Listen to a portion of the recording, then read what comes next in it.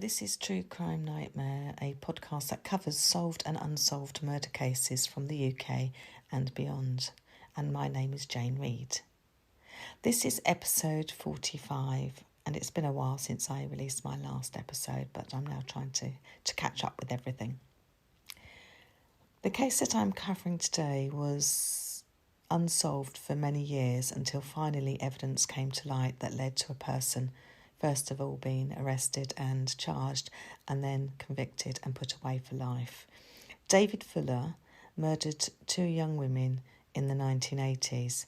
Their names were Wendy Knell and Caroline Pierce. The victims did not know each other and the murders took place within a few months of each other. Wendy Knell was murdered in her home, which was a flat in Tunbridge Wells, which is in Kent in England. The flat was located at Guildford Road and the murder took place on the 23rd of June in 1987. Wendy's body was discovered the very next day by her boyfriend. He discovered her body. She had been murdered and she was on her bed at the time. Wendy Knell's boyfriend had gone to Wendy's home because Wendy had failed to show up to her job, which was considered very unusual for her, especially as she had not notified anyone to say that she would not be in for whatever reason. Wendy had been beaten and then strangled, and there was evidence at the scene of a sexual assault having taken place as well. A full investigation was carried out, but unfortunately no suspect was identified at this stage of the investigation. Unfortunately, another young woman was attacked and killed in Tunbridge Wells just a few months later. Caroline Pierce was just outside her home in Grosvenor Road in Tunbridge Wells when she was abducted and subsequently murdered. Her body was eventually found at a remote location in Romney Marsh, which is more than 40 miles away from where she had been last seen alive in Tunbridge Wells. Her body was discovered by a farm worker 3 weeks after she had gone missing. Caroline, just like Wendy, had been beaten, sexually assaulted and then strangled. Both murders would remain unsolved for almost 33 years. It was due to advances in DNA technology that enabled a suspect to be identified for both Wendy Knell's murder and Caroline Pierce's murder. A cold case team had re-looked at all of the evidence and began working on the unsolved murder cases again. The murders had been re-looked at many times over the years prior to the final time, which would ultimately lead to a man called David Fuller being identified as the murderer. The actual breakthrough came in 2019 due to DNA technology and the involvement of DNA techniques looking at profiles who could potentially be in some way related to the killer of both Wendy and Caroline. David Fuller, who by now was living in a small town called Heathfield, which is in East Sussex. Heathfield is only about 15 miles away from Tunbridge Wells, which is a city in Kent. And this was where Wendy Knell and Caroline Pierce had lived and ultimately died in 1987. So he had not moved very far away from the area at all, really. By now, David Fuller was in his 60s, which means that he would have been in his mid-30s when he carried out both of the murders. David Fuller was married at the time, and he also had grown-up children at the time that he was arrested. Due to David Fuller becoming a suspect for the two unsolved murders by his DNA being identified, I could not actually find out exactly how the match had been made, but at least he was identified, which enabled the police to lock him up and take him off the streets for good. I'm not sure if it was through somebody putting their DNA through the system and his being linked, or whether it was for something that happened previously in his life. But anyway, at least he was caught. His family home in Heathfield was where he ended up finally being arrested. It was during the early hours of a dark morning in December of 2020 when his world finally came crashing down on him. After he was arrested, cautioned and then taken away to a police station to be questioned further by the police. the police were able to search his property. This search resulted in a lot more information and evidence being found about David Fuller and his activities than was previously known. When the search was undertaken, the police came across a lot of very disturbing material that would end up being used against David Fuller in his later court case. Amongst the material found during the search were many discs that contained disgusting videos and images relating to dead bodies. Upon further investigation, it came to light that David Fuller had worked for over 12 years in at least 2 hospitals in Kent and Sussex.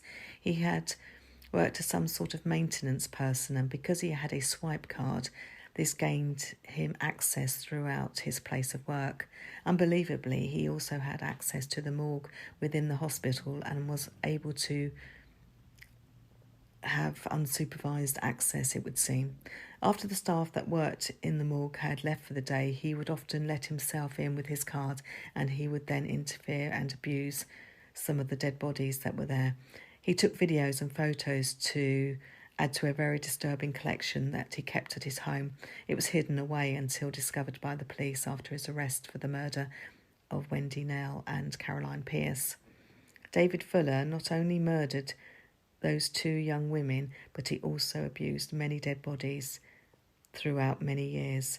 Many relatives of the dead people who had been identified had to be informed about what had happened to their loved ones after they had died.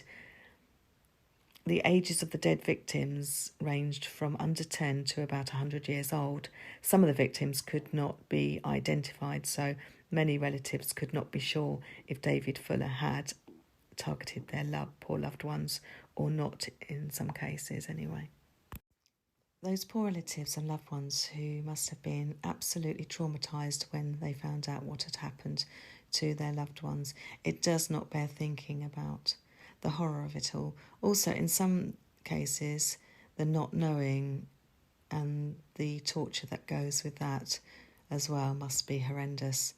David Fuller was and is a very disturbed individual, and he somehow managed to get away with his vile attacks as well as the 2 horrific murders for so many years before being caught.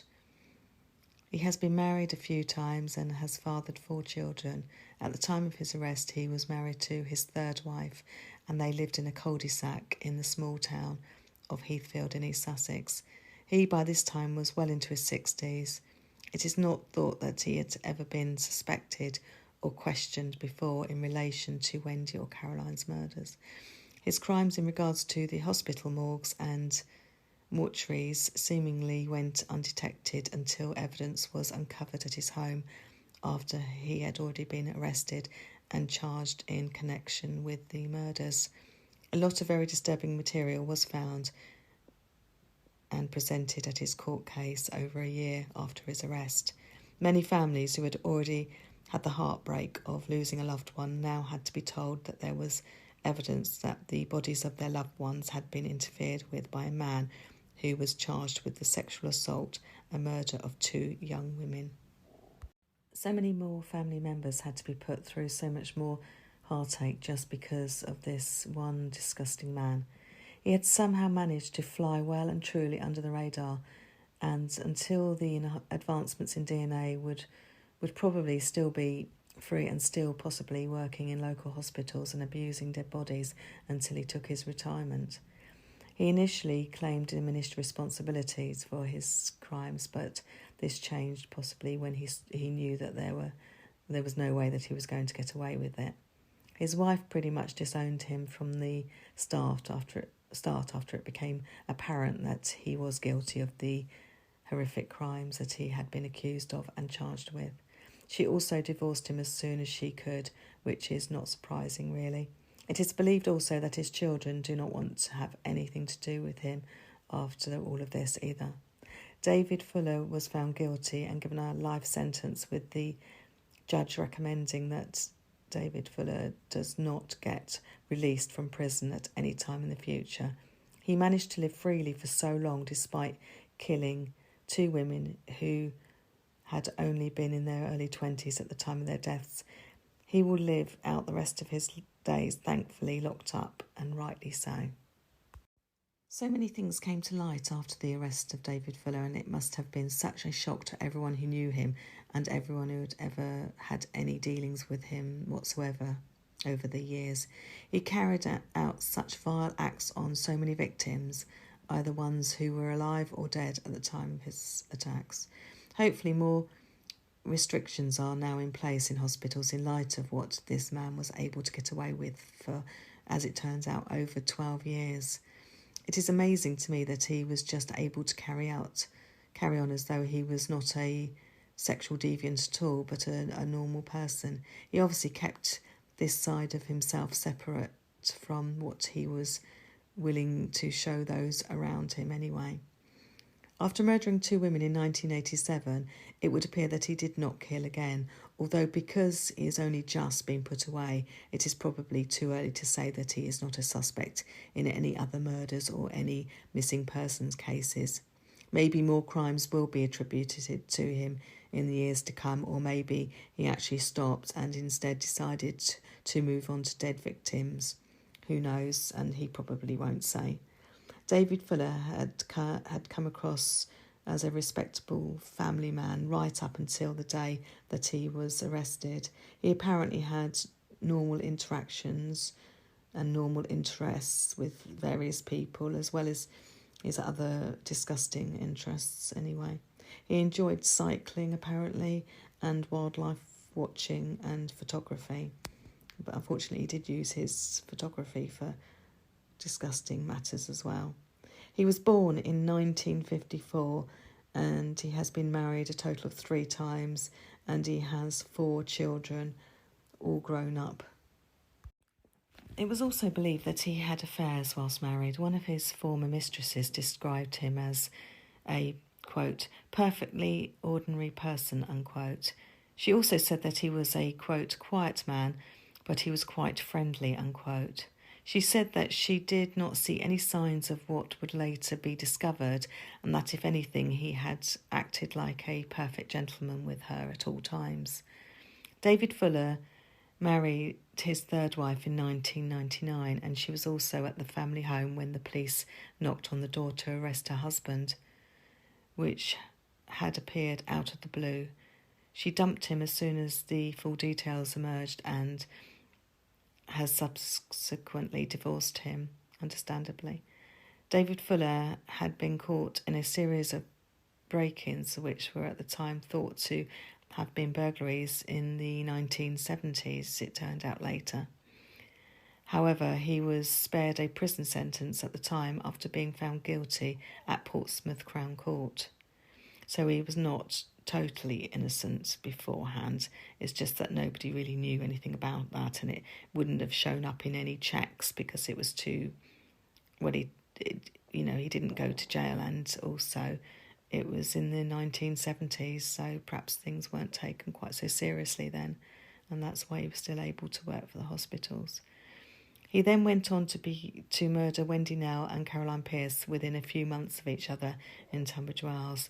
He had, by all accounts, vaguely known Wendy Knell through her working at a place called Super Snaps, which was a place that developed photos for customers when people had to take their cameras and the camera roll in to actually be developed.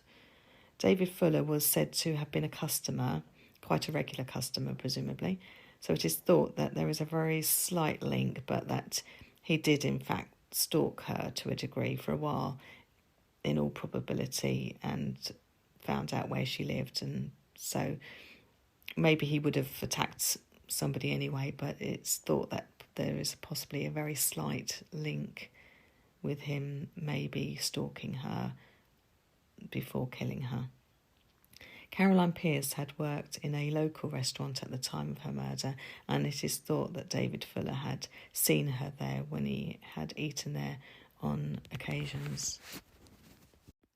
Evidence was found by the police that would confirm these suspicions. They discovered some Super Snap envelopes and a diary entry with the name of the restaurant in as well that Caroline had worked in.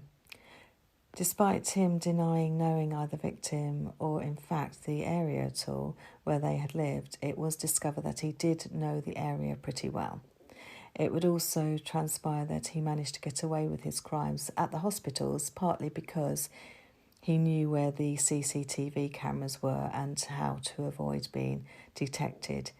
He tried to insist that the attacks were not sexual in nature, but the photographs and the videos that were discovered along with other evidence would disprove that. When he was finally arrested, one of the officers wore a body camera which showed David Fuller opening his front door in the early hours of the morning. I think it was about 6 o'clock in the morning. He was informed pretty much straight away that he was a murder suspect. He did not show any emotion at the time, but looked surprised, as you can imagine, and he scratched his head almost in apparent disbelief. He was spoken to at the house, and you could see him sitting on his sofa with the police standing up talking to him. And then he was taken away pretty quickly to a local police station for further questioning. After the house was searched, many more charges could be added to the list. Although all of the evidence had to be gone through in great detail, it was obvious that the police knew that they were dealing with one very disturbed individual. They already had the DNA evidence, which is what had eventually led them to arrest him in the first place. It really did finally all come together for the police after many years of not knowing who had murdered Wendy and Caroline. At long last, the families would have some answers and would get some justice. He was still working for the hospital trust at the time of his arrest. He had not yet retired, despite being well into his 60s. He was just seemingly like so many others, living a quiet life with his family in a small town. He did not stand out in any way, which obviously just makes it so much easier to get away with the crimes that he was committing, and he had been committing for many, many years. His family had no idea of just how vile an individual he actually was, but thankfully they have rejected him completely. It would seem so anyway. No British court had ever seen abuse on this scale against dead bodies, and hopefully no court will ever have to try someone on such disgusting acts again. He abused many bodies and photographed or filmed himself at the time carrying out the assaults. He also decided to keep the evidence rather than get rid of all of the images. He did try to hide the evidence, but it did not take long once the police were able to search his house for this new evidence to turn up. And presumably not the sort of evidence that they were actually looking for at the time to come to light, which could be used against him. So it was a bonus, although a horrible bonus, but it was actually a bonus to find all of that evidence and to be able to use it against him at his court case. His two murder victims, Wendy Knell was only 25 years old when she was attacked and murdered in 1987. And his other known victim, Caroline Pierce, was even younger at 20 years old when she too was attacked and murdered 5 months after Wendy. They both missed out on so much, as did her family and friends, and despite justice coming many years later, at least the cases have now been solved and the pervert put away. David Fuller managed to live his life as he wanted and was only arrested because of new advancements in DNA technology, but he was still offending right up until the moment he was confronted by the police. And the police have evidence of that on the videos and the photographs that were taken, and he was still working in the hospitals.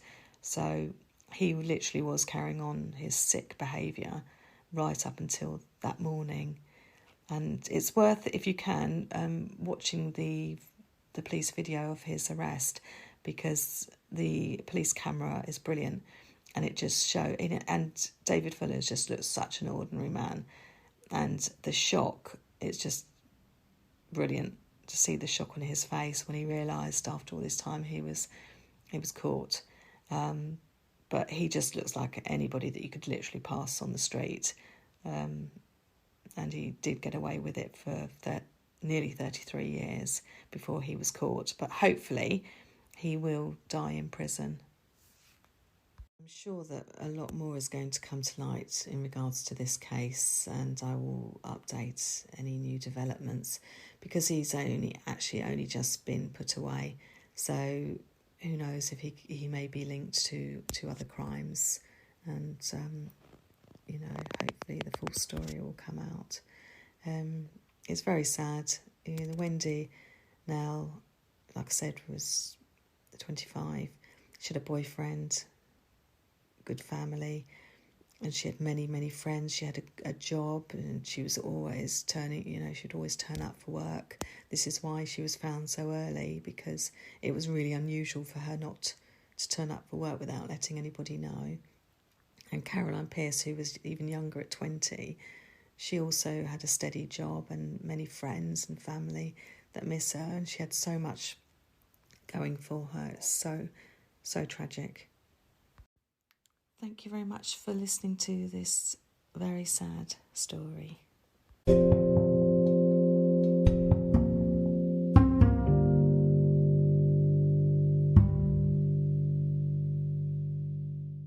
And credits for this case go to Wikipedia, theguardian.com, standard.co.uk, kent.police.uk, and also bbc.co.uk, where I found much of the information needed.